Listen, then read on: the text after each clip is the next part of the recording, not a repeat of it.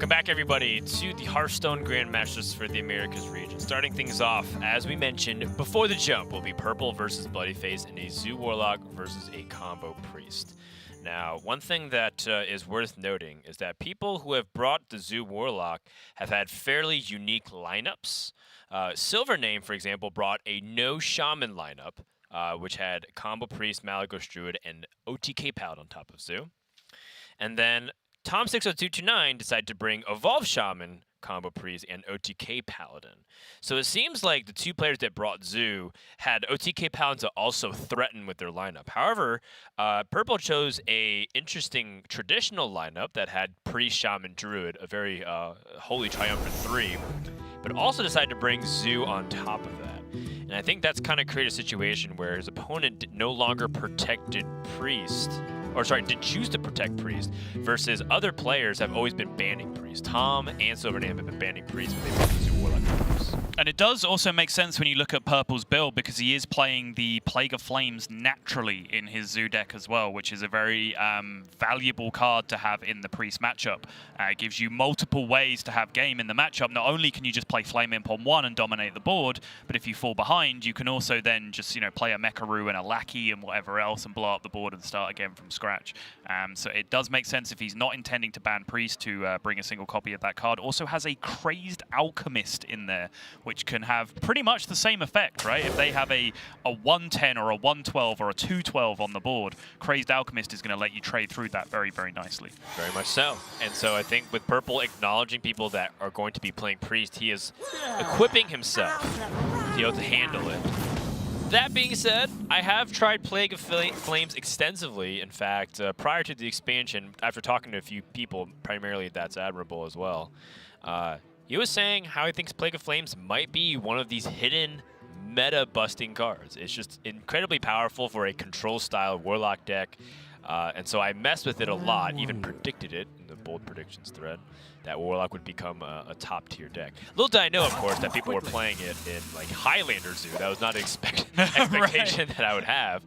But Plague of Flames is an incredibly strong card. People don't think of it when they're considering the Plague cards that also exist in Standard.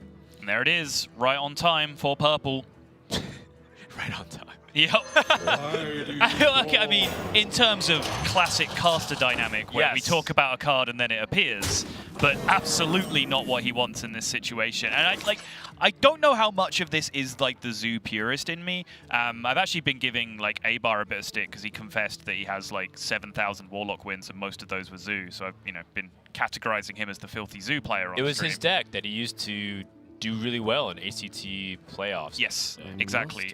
But I have also played an absolute ton of Zoo, and all the way back to when it was being the deck that really didn't have any kind of late game in it, didn't really have any kind of big minions in it. It was just life tap, efficient cards, buffs, draw a good card every turn, play that good card, make smart trades, push smart damage, overwhelm your opponent, right? And that philosophy, to me, struggles to accept a card like Plague of Flames being in the deck, because it would be like back then, like when people would put Hellfire in Zoo, for example, which is a card that can bail you out of certain situations, but is also a really terrible top deck in other situations. And being able to draw a good card every turn, I think is really, really important to the way that most Zoo decks are built. Fair enough. We've had a few Zoo players throughout the weeks. Tom60229 is a Zoo loyalist, has played it every single week in Grandmasters this season. We also had Silvername bring Zoo Warlock a few times and having success around the middle parts, I would say. And then Blitzchung able to stave off relegation because he was just a game or two above Patra, but utilizing Zoo Warlock as well over in Asia Pacific.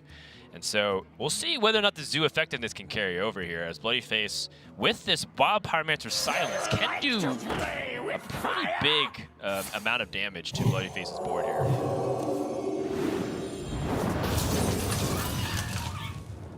Yeah, this is looking very much like a full clear to me. Yep, almost full clear. Oh, sorry, yeah, the Voidwalker's. Wait, you mean Purple's full clear?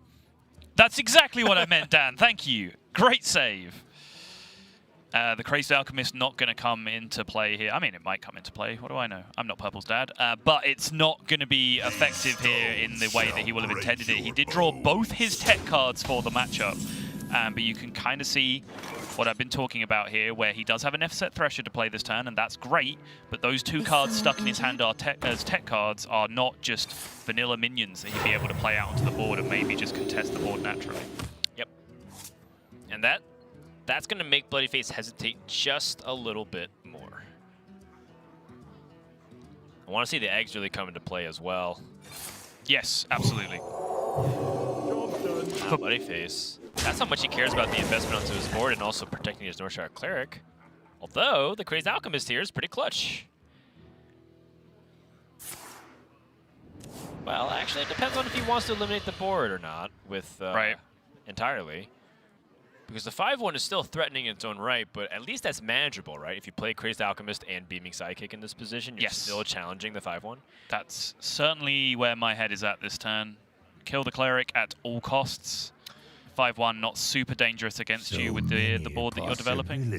I think if you try to do something fancy, like if you trade the 1-1 and then you Crazed Alchemist, Beaming Sidekick, I think you're still asking to get punished because of things like Beaming Sidekick and Power Word Shield. Sure. So, alternatives, I mean, because I think Purple says if I end up going for a Crazed Alchemist and Beaming Sidekick, that still makes that Injured Blade Master kind of a threat because you can heal it. You love my new recipe. Yeah, I do think this ends up being the play, but there were lots of other considerations. He had the opportunity to like just trade, play a Beaming Sidekick and Plague of Flames and say go on an empty board and just see what Priest can throw at you. He also had the Sea Giant consideration. After he life tapped and drew the Sea Giant, there's probably a thought in the back of your mind somewhere like, maybe I want a minion or 2 to be remaining on this board at the end of the turn and just, you know, don't trade as aggressively into your opponent's board because of that Sea Giant. But with the play that bloodyface makes here, Purple's Sea Giant does end up being live anyway.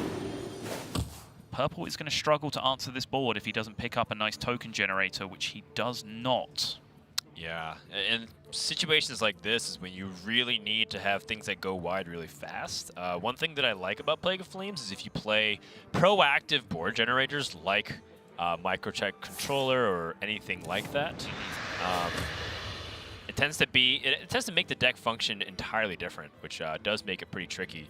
But now Purple might have to gamble a little bit, or does he have to take the damage here?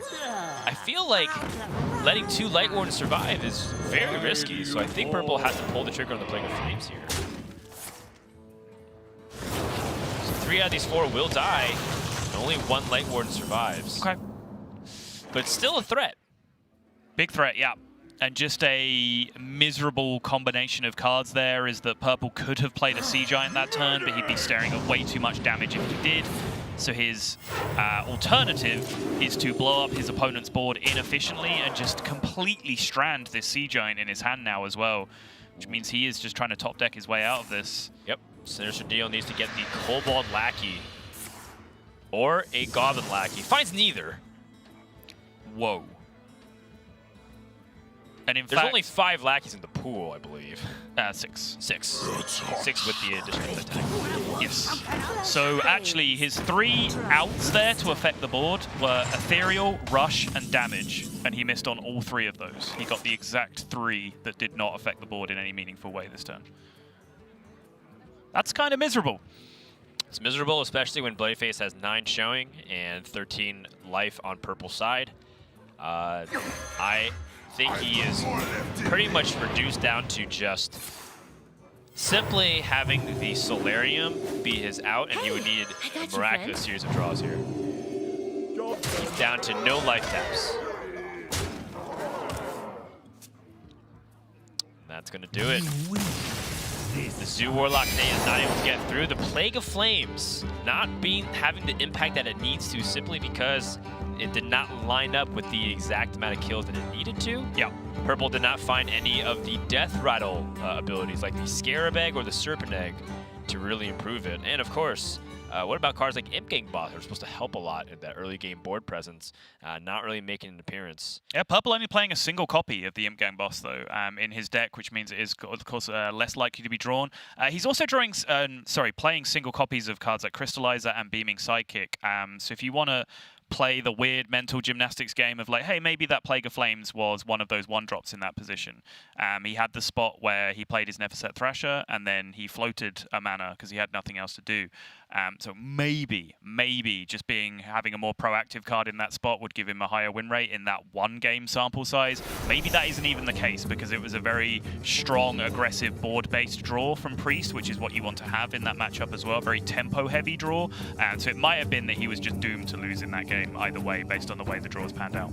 Yeah, it's tricky because I do feel like this deck has some polarizing effects with things like Plague of Flames because you see how it stranded the Sea Giant as well. Yep. So, you know, the tech card not really paying off for purple in game number 1. In fact, you could argue is a hindrance. And going into game number 2, you'll see if that can carry over for bloodyface's favor, right? He's up 1-0, and he would love to just have a nice, easy 1-0 victory in terms of the group stages, not, of course, 2-0. Yeah, nice, easy 1-0. Like, bloodyface, you're done. You won game 1, that's fine. We're just going to let you through. Of course he'd like that. Yeah, that'd be fantastic. Looks like purple is going back to the well on this zoo, and again, I don't want to oversell the issue based on a 1-game sample size. Like, as Dan was saying, if he'd have picked up eggs and other lackey generators, Evil Genius, for example, and he has a hand that's full of eggs and lackeys alongside that Sinister deal, that Plague of Flames, and that Plague of Flames is the absolute nuts in that scenario. If you can blow up an egg and kill your opponent's board and generate a board presence, like, that's phenomenal. So it definitely does have its upside. It certainly has its upside against Priest when sometimes you just need big minions to kill. And I do certainly like the Crazed Alchemist addition, just because it's also just a minion you can play, right? Like, if you don't need it, it's not a dead card. It's a 2-2 that you can at least play on the board, and I think that's important. Pretty important draw here for bloodyface early on to have all of his early game 1-drops. He actually has only 2 1-mana minions in the deck, and he drew both of them. Just to improve the options. Headhunter's Hatchet, just really important to control the board state. Even picks up other curve opportunities from 6 onwards. Unleash the Beast and Dino Tamer Bran. So the window of which purple will be having to pressure the Hunter is going to be fairly narrow. That Voidwalker is a massive draw. Purple is going to coin out the Neverset Thrasher anyway here, but he played his 1-3 instead of his 3-2 on turn 1 there to kind of give credit to this Headhunter's Hatchet from bloodyface. It meant the full trade had to happen in that scenario, but now having that Voidwalker available to protect minions from that Headhunter's Hatchet going forward means that his Flame Imp might actually land and start dealing some damage for him. Oh my. King Boss is a follow-up, the 1-of as well. Oh, it takes me back, Dan. What a card this was. So good. The situation looks so bad for the Hunter in terms of how they actually have that turn 4. If they can get to turn 6, they'll be set for a while. Yeah, when your playable cards are Spring Paw and Desert Spear against an Imp Gang boss, that doesn't really line up all that well. Yeah.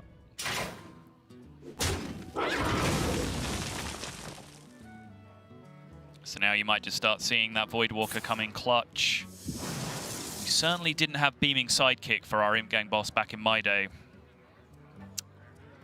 Yeah, not to that extent, but you also had Abusive Sergeant that also dealt extra damage. Details. I got you, friend.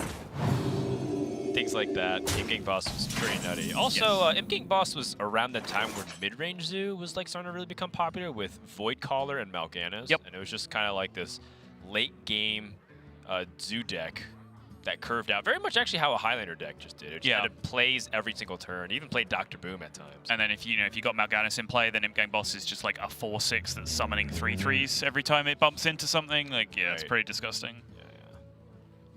And, of course, good old Doomguard to finish off the game. Bloodyface picks up the Hench Clan Hog Steed. Important to note that his Highlander Hunter, which we haven't talked too much about because we've been sort of focusing on the Zoo here. It's the non-secret package. It's the one that Muzzy and Sam were bringing last week. Right. He's got Ragnaros and called Wild. Even Emperor Thorson. And with this, he's going to get past the Voidwalker, but not before he gives up a lot of his little early game removal tools. Now we get to the Unleash the Beast territory. Yeah, essentially just having to throw his entire board into that Voidwalker, and you can start to see why I called it out as such a big draw for purple when he picked it up. Of course, I can see that the hatchet and the Desert Spear were in hand when I make that statement, so it's a lot easier for me than it is for purple. Okay. There's some interesting stuff here. Purple could pick, I was about to say, he could pick Darkest Hour, and that actually works really well with his egg synergy to fill up his board and summon minions from his deck, like Sea Giants. Sure. Very interesting. There are 2 Sea Giants in his deck. There are 2 Diseased Vultures in his deck. There is the 2nd Netheset Thrasher in his deck. So a lot of his big guys are still hidden in there. Right. I mean, there also is some junk, right? You got, like, Crazed Alchemist, and Evil Genius that's just basically going to be small minions here and there. Right. I think crucially, the junk that you get, as you put it, is like very similar to what you have on board right now, right? Whereas if you're blowing up eggs and replacing those with much bigger minions, then that's going to be insane for you. And the reality of the situation was none of those cards were particularly valuable in the situation that he was in. So I respect taking the one that is A, pretty sweet, and B, actually has an upside that he might play it in some niche scenario that ends up winning the game. Yeah, this is a situation where Purple has to also evaluate if he wants to have some kind of precautionary measure against Dynatamor Bran. With just a Desert Spear up, it means that Voidwalker will stop an 8-8 charger. But Purple is going to go for the Darkest Hour. Pulls 3 minions, gets the Sea Giant. And Purple's gamble has paid off. Even the Evil Recruiter is pretty threatening. And what does Bloodyface have to do? He has to trade with that 8-8, otherwise he's going to die. And that's not a winning position for the Hunter. No. The Desert Spear being able to take care of some of these 1-1s, though, will be giving Bloodyface a little bit of hope if he makes that play. The 8-8's trade, he takes care of 2 1-1s, and he has a 2-4 in play against 6 power from his opponent. It's not the worst position. It's not unrecoverable. It's true. Especially when you have Unleash the Beast, Call of the Wild, and Zul'jin to come in the following turns. Really good point. I think Call of the Wild Unleashed the Beast still gives Bloodyface this this ability to strike back, quite honestly. And Purple needs to pick up Grim Rally or his game-ending damage in whatever form it comes through. Remember, there's no Leroy Jenkins because he's made his deck very tech-heavy to beat other classes. I do want to issue an apology. We absolutely should have warned you guys to look away before that trade happened. I apologize to anyone that was traumatized by the King Crush trading on that previous turn. That's all bad. Oh, yeah. There's some Hunter outrage that I am expecting for that one. Purple knows about the 2nd copy of Unleash the Beast as well, so rather than trade to the 2-4, pressures opponent. Plague of Flames is also ready to go. Oh, that's the card. That is the one here. What else can you pair with it? That guy? Ravaging Hyena? That guy, Frodan? Sounds good to me. So now, if he can survive to Zul'jin, his Zul'jin is going to have a Call of the Wild, an Unleash the Beast, single copy, and an Unleash the Hounds in it. Like, he will get a full board out of his Zul'jin, regardless of what happens. Yeah, but Plague of Flames, though. Yeah. Plague of Flames might just have to be used right now. Yeah, unless Purple can find another card that could be beneficial to him.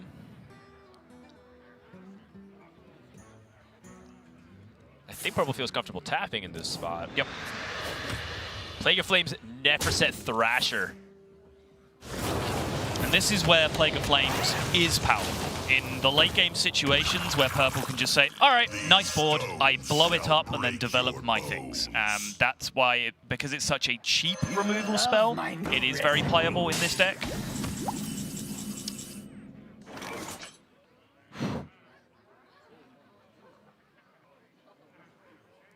What helps keep you alive? Ziliax puts you to 9. And if your opponent trades with the 3-4, you go to 12 with 7 showing. Call the Wild trades into the 4-5. You have a Misha, and you have your opponent would trade 2 into the 4 health minion, and then you have 4 power afterwards. So yep. Call the Wild looks like Bloodyface would survive by 2 life, which is scary because that means he is dead to Grim Rally, and there's still 2 of them in the deck. There's also the potential for Evil Genius plus Lackey to be a form of death, or yes. Sinister Deal.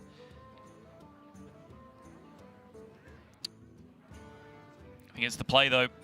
whether or not it's the play that keeps you alive most often, it is the play that gives you the highest chance of winning the game, I believe, because of the Zul'jin on the following turn. Flame Imp is not it. Flame Imp is absolutely not Serpent it, and Egg. neither is that, and I think that lean back in the chair from Purple is because he now understands this is a losable game if his opponent has Zul'jin. We've got some bad news for you, buddy. It is right there. And now there is a guaranteed Leok and a potential Unleash the Hounds in this Zul'jin. So many. That's scary if you are Purple.